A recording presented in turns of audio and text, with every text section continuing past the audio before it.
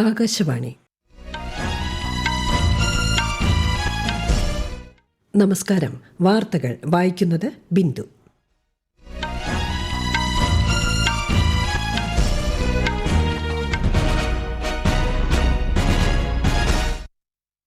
പ്രധാന വാർത്തകൾ.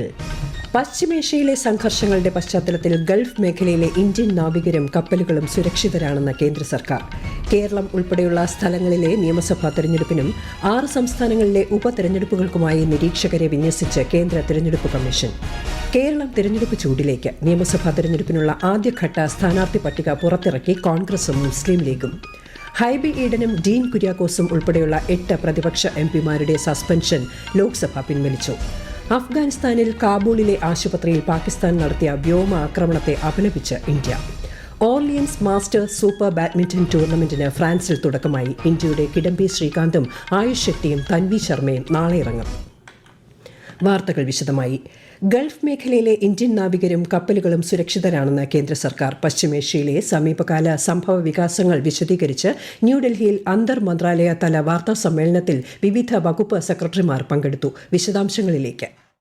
കഴിഞ്ഞ 24 മണിക്കൂറിനുള്ളിൽ ഗൾഫ് മേഖലയിൽ കുടുങ്ങിയ 161 ഇന്ത്യൻ നാവികരെ തിരിച്ചെത്തിച്ചതായി തുറമുഖ ഷിപ്പിംഗ് ജലഗതാഗത മന്ത്രാലയ സ്പെഷ്യൽ സെക്രട്ടറി രാജേഷ് കുമാർ സിൻഹ പറഞ്ഞു. हमारे सारे नाविक और जहाज सुरक्षित हैं गल्फ रीजन में. एलपीजी कैरियर दूसरा नंदा देवी वो कांडला पे पहुंचा और अब दोनों ही एलपीजी कैरियर से शिवालिक और नंदा देवी से कार्गो का डिस्चार्ज हो रहा है. मल्टीपल डिस्चार्जेस है. नंदा देवी का डिस्चार्ज शिप टू शिप है, फ्रॉम मदरशिप टू डॉटरशिप, वो अभी चल रहा है. രാജ്യത്ത് പെട്രോളും ഡീസലും ആവശ്യത്തിന് ലഭ്യമാണെന്ന് പെട്രോളിയം പ്രകൃതിവാതക മന്ത്രാലയ ജോയിന്റ് സെക്രട്ടറി സുജാത ശർമ്മ വ്യക്തമാക്കി. വാണിജ്യ എൽപിജി ഉപഭോക്താക്കളെ പൈപ്പ് വഴിയുള്ള പ്രകൃതിവാതകത്തിലേക്ക് മാറാൻ സർക്കാർ ശ്രമങ്ങൾ നടത്തുന്നുണ്ടെന്നും ശ്രീമതി സുജാത പറഞ്ഞു. പൈപ്പ് ലൈൻ സ്ഥാപിക്കുന്നതിനുള്ള പുതിയ അപേക്ഷകൾ 24 മണിക്കൂറിനുള്ളിൽ അംഗീകരിക്കണമെന്ന് കേന്ദ്രം എല്ലാ സംസ്ഥാന സർക്കാരുകൾക്കും കേന്ദ്രഭരണ പ്രദേശങ്ങൾക്കും കത്തെഴുതിയിട്ടുണ്ടെന്നും സുജാത ശർമ്മ വ്യക്തമാക്കി. News desk Akashvani.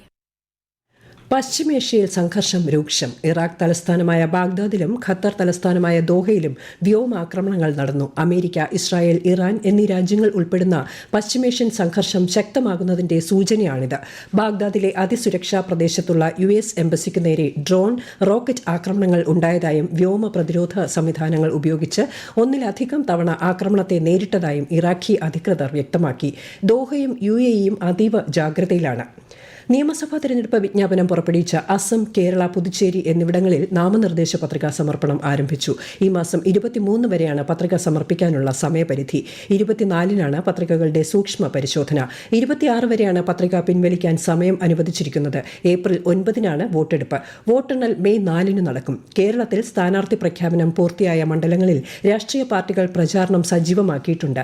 CPIM 81 പേരുടെയും CPI 25 പേരുടെയും BJP 47 സ്ഥാനാർത്ഥികളുടെയും പട്ടിക പുറത്തിറക്കിയിരുന്നു. Kerala Congress M, NCP, BDJS ഉൾപ്പെടെയുള്ള രാഷ്ട്രീയ പാർട്ടികളും ഇന്നലെ സ്ഥാനാർത്ഥികളെ പ്രഖ്യാപിച്ചു. കേരളം, പുതുച്ചേരി, അസം, തമിഴ്നാട്, പശ്ചിമ ബംഗാൾ നിയമസഭാ തെരഞ്ഞെടുപ്പിനും 6 സംസ്ഥാനങ്ങളിലെ ഉപതെരഞ്ഞെടുപ്പുകൾക്കുമായി 1111 നിരീക്ഷകരെ വിന്യസിച്ച് കേന്ദ്ര തെരഞ്ഞെടുപ്പ് കമ്മീഷൻ. 557 പൊതു നിരീക്ഷകരെയും 188 പോലീസ് ഒബ്സർവർമാരെയും 366 ചെലവ് നിരീക്ഷകരെയുമാണ് നിയോഗിച്ചിട്ടുള്ളത്. കേരളത്തിൽ 40 പൊതു നിരീക്ഷകരെയും 17 പോലീസ് ഒബ്സർവർമാരെയും 40 ചെലവ് നിരീക്ഷകരെയുമാണ് വിന്യസിച്ചത്. ചെലവ് നിരീക്ഷകർ സംസ്ഥാനത്ത് ഇന്നെത്തി. പൊതു നിരീക്ഷകർ നാളെയാണ് എത്തുക. 55 സ്ഥാനാർത്ഥികളുമായി കോൺഗ്രസ് ആദ്യഘട്ട സ്ഥാനാർത്ഥി പട്ടിക പുറത്തിറക്കി. പാലക്കാട്, തൃപ്പൂണിത്തുറ മണ്ഡലങ്ങളിലൊഴികെ സിറ്റിംഗ് MLAമാർ മത്സരരംഗത്തുണ്ട്. K മുരളീധരൻ വട്ടിയൂർക്കാവും, VD സതീശൻ പറവൂരും, രമേശ് ചെന്നിത്തല ഹരിപ്പാടും, സണ്ണി ജോസഫ് പേരാവൂരും മത്സരിക്കും. ബിന്ദു കൃഷ്ണ കൊല്ലം, BD Balram Thrithala, TN Prathapan Manalur, OJ Janeesh Kodungallur, KP Naushad Ali Ponnani, Aisha പൊറ്റി Kottarakkara എന്നിവിടങ്ങളിൽ നിന്ന് ജനവിധി തേടും.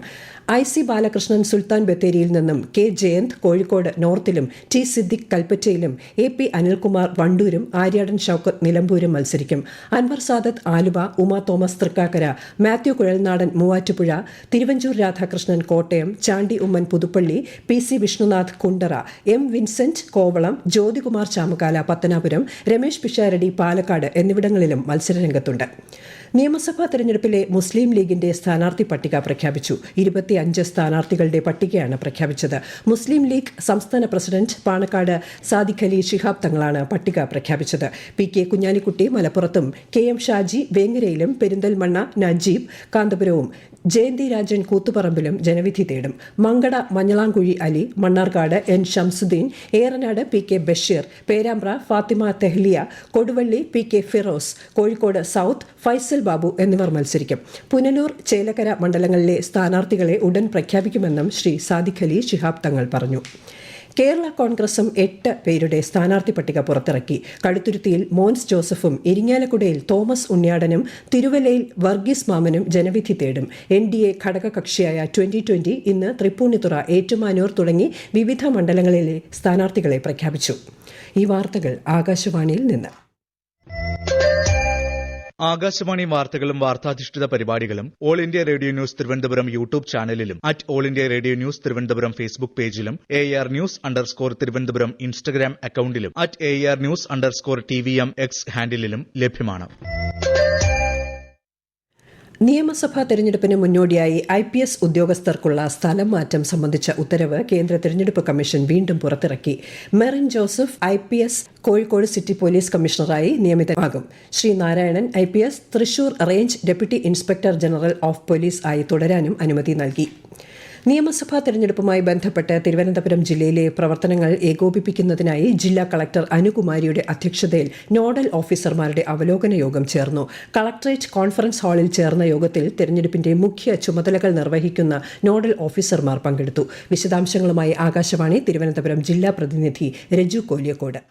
നിയമസഭാ തെരഞ്ഞെടുപ്പുമായി ബന്ധപ്പെട്ട് പോസ്റ്റൽ ബാലറ്റ്, പെരുമാറ്റച്ചട്ടം, EVM മാനേജ്മെന്റ്, ഹരിത പ്രോട്ടോകോൾ, സ്വീപ്, ട്രെയിനിംഗ് തുടങ്ങിയ പ്രവർത്തനങ്ങളുടെ പുരോഗതി ജില്ലാ തിരഞ്ഞെടുപ്പ് ഓഫീസർ കൂടിയായ കളക്ടർ അനുകുമാരി യോഗത്തിൽ വിലയിരുത്തി. സ്വതന്ത്രവും നിഷ്പക്ഷവും സുതാര്യവുമായ തിരഞ്ഞെടുപ്പ് ഉറപ്പുവരുത്തുന്നതിനായി എല്ലാ നോഡൽ ഓഫീസർമാരും കൃത്യമായി ചുമതല നിർവഹിക്കണമെന്ന് കളക്ടർ നിർദ്ദേശിച്ചു. തിരഞ്ഞെടുപ്പിന്റെ ഓരോ ഘട്ടത്തിലും നോഡൽ ഓഫീസർമാർ നിർവഹിക്കേണ്ട ചുമതലകളെക്കുറിച്ചും കളക്ടർ നിർദ്ദേശം നൽകി.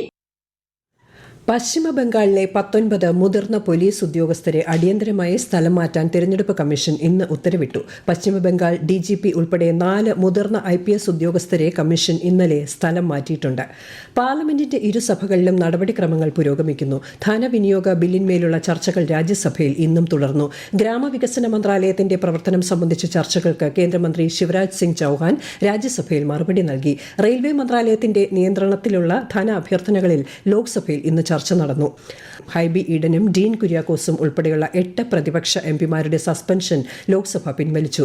പാർലമെന്ററി കാര്യമന്ത്രി കിരൺ റിജിജു സഭയിൽ അവതരിപ്പിച്ച പ്രമേയം ശബ്ദ വോട്ടോടെ അംഗീകരിച്ചാണ് സസ്പെൻഷൻ പിൻവലിച്ചത്. കോൺഗ്രസ് MPമാരായ Manickam Tagore, Gurjeet Singh Aujla, Amarinder Singh Raja Warring, Prashant Padole, Kirankumar Reddy, CPIM MP S Venkatesh എന്നിവരുടെ സസ്പെൻഷനാണ് പിൻവലിച്ചത്. കഴിഞ്ഞ മാസം 3-നാണ് MPമാരെ സസ്പെൻഡ് ചെയ്തത്. അഫ്ഗാൻ തലസ്ഥാനമായ കാബൂളിലെ ആശുപത്രിയിൽ പാകിസ്ഥാൻ നടത്തിയ വ്യോമാക്രമണത്തെ അപലപിച്ച് ഇന്ത്യ. അക്രമത്തെ ഒരു തലത്തിലും ന്യായീകരിക്കാൻ കഴിയില്ലെന്നും വിദേശകാര്യ മന്ത്രാലയ വക്താവ് രൺധീർ ജയ്സ്വാൾ പ്രസ്താവനയിൽ പറഞ്ഞു. ഒരു കൂട്ടക്കൊലയെ സൈനിക നടപടിയായി ചിത്രീകരിക്കാൻ പാകിസ്ഥാൻ ശ്രമിക്കുകയാണെന്നും അദ്ദേഹം കൂട്ടിച്ചേർത്തു. ഓർലിയൻസ് മാസ്റ്റേഴ്സ് സൂപ്പർ ബാഡ്മിന്റൺ ടൂർണമെന്റിന് ഇന്ന് ഫ്രാൻസിൽ തുടക്കമായി. പുരുഷ, വനിതാ സിംഗിൾസിനുള്ള യോഗ്യതാ മത്സരങ്ങൾക്കാണ് തുടക്കമായത്. ഇന്ത്യൻ താരങ്ങളായ കിഡംബി ശ്രീകാന്തും ആയുഷ് ഷെട്ടിയും തൻവി ശർമ്മയും നാളെ ഇറങ്ങും. തോളിനേറ്റ പരിക്കിനെ തുടർന്ന് HS പ്രണോയ് ടൂർണമെന്റിൽ നിന്ന് പിന്മാറി. തൊണ്ടി മുതൽ തിരിമറി കേസിൽ കുറ്റക്കാരനാണെന്ന തിരുവനന്തപുരം സെഷൻസ് കോടതി വിധി മരവിപ്പിക്കണമെന്ന മുൻ MLA ആന്റണി രാജുവിന്റെ ഹർജി ഹൈക്കോടതി തള്ളി. ഇതോടെ തെരഞ്ഞെടുപ്പിൽ മത്സരിക്കുന്നതിനുള്ള ആന്റണി രാജുവിന്റെ അയോഗ്യത തുടരും. ജസ്റ്റിസ് C ജയചന്ദ്രനാണ് ഹർജി പരിഗണിച്ചത്. പ്രധാന വാർത്തകൾ വീണ്ടും. പശ്ചിമേഷ്യയിലെ സംഘർഷങ്ങളുടെ പശ്ചാത്തലത്തിൽ ഗൾഫ് മേഖലയിലെ ഇന്ത്യൻ നാവികരും കപ്പലുകളും സുരക്ഷിതരാണെന്ന് കേന്ദ്ര സർക്കാർ. കേരളം ഉൾപ്പെടെയുള്ള സ്ഥലങ്ങളിലെ നിയമസഭാ തെരഞ്ഞെടുപ്പിനും 6 സംസ്ഥാനങ്ങളിലെ ഉപതെരഞ്ഞെടുപ്പുകൾക്കുമായി നിരീക്ഷകരെ വിന്യസിച്ച് കേന്ദ്ര തെരഞ്ഞെടുപ്പ് കമ്മീഷൻ.